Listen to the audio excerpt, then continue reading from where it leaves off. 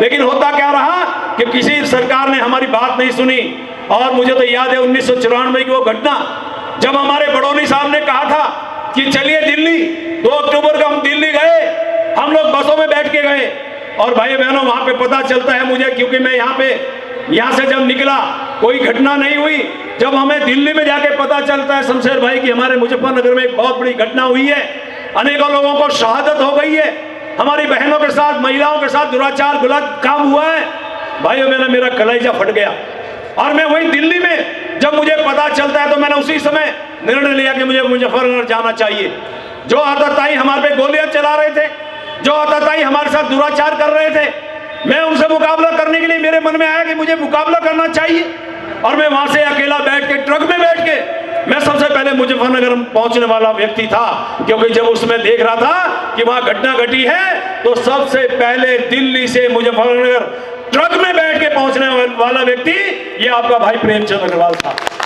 आज लोग उपहास करते हैं, अरे इन्हीं की सरकार थी जो आज आंदोलनकारी की बात करते हैं। यहीं पे बोलते थे हम इस्तीफा दे देंगे प्रधान से, हम इस्तीफा दे देंगे नगर पंचायत से, लेकिन नौटंकी की थी, किसी ने इस्तीफा नहीं दिया था। इनकी सरकार ने, हमें जिस सरकार ने गोलियां चलाई उनके पास इनका समर्थन था। भाई बहनों, नहीं हुआ। उस समय सरकार किसकी थी? नरसिम्हा राव की। और नरसिम्हा राव के बारे में एक बात कही जाती तो कुछ बोलते नहीं थे, मौनी बाबा के रूप में इनको जानते थे। तो हमने एक नारा दिया था उत्तराखंड वासियों ने कि असली दोषी कौन है? जो दिल्ली में मौन है, क्योंकि मौनी बाबा के रूप में उसको संज्ञा दी थी। और भाई बहनों, कैसे भूल सकते हैं? ये दौर गया, एक दौर आया, अटल बिहारी वाजपेयी का शासन आया और हमारे प्रिय नेता ने इस उत्तराखंड राज्य का निर्माण कराया। ये ताली बहुत थोड़ी है भाई, उत्तराखंड हमारे भाई, हमारे नेता अटल बिहारी वाजपेयी ने बनाया। और आप देखिए, मैं वो याद दिलाना चाह रहा हूं जिस बात को मैंने ये सब भूमिका के तौर पे कहा, मैं सिर्फ याद दिलाने के लिए खड़ा हूं कि जिस टाइम 2000 में 9 नवंबर को यहाँ का राज्य का निर्माण होता है, अटल बिहारी वाजपेयी भारतीय जनता पार्टी के नेता, जिनको भारत रत्न की बाद में उपाधि दी गई और बहुत बड़े हमारे नेता रहे, उसके बाद 2002 में कैसे न मिला। और कैसे कहूं कि मेरी इस उत्तराखंड की जनता ने पहली बार वो ट्रेंड तोड़ा।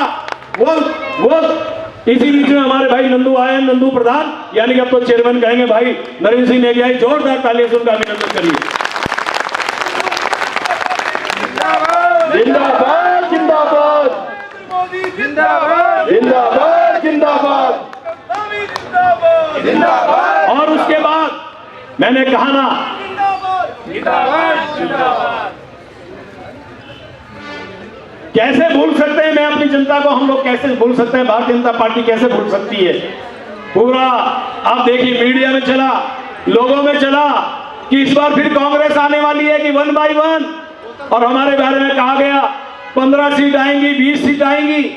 और भाई बहनों, आज एक बात और कह के जा रहा हूं, आप सभी का आशीर्वाद मेरे पे हमेशा रहा है, मेरे उत्तराखंड वासियों का आशीर्वाद रहा है, मेरे डोईवाला वासियों का आशीर्वाद रहा है।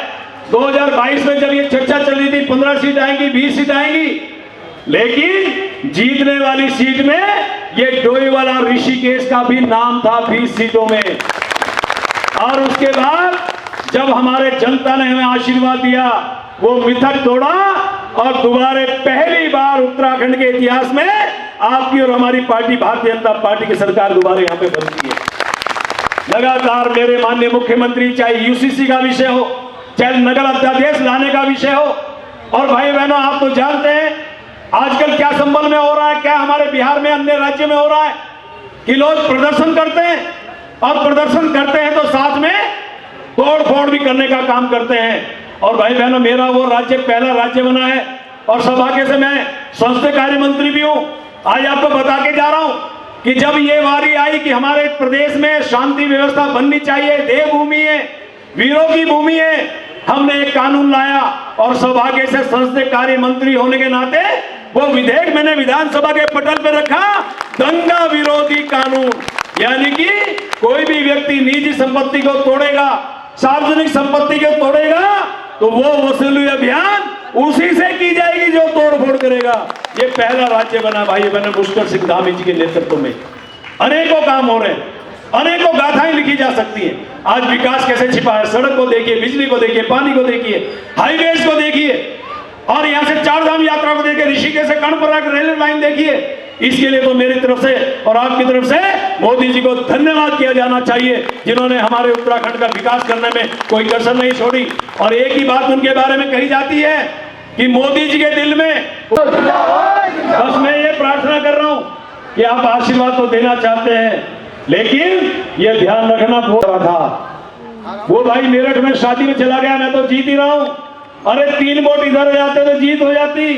आपके वोट की बहुत वैल्यू है भाइयों बहनों, इसीलिए ये अपील विशेष रूप से कर रहा हूं।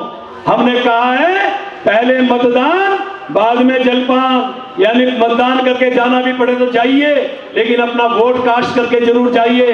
क्योंकि आज यदि मेरा मुख्यमंत्री वोट डालता है, मैं वोट डालता हूं और आप वोट डालते हैं, सबकी कीमत एक जैसी है, कोई बड़ी और छोटी ताकत नहीं, जनता जनार्दन है, इसलिए आपका आशीर्वाद मिलेगा।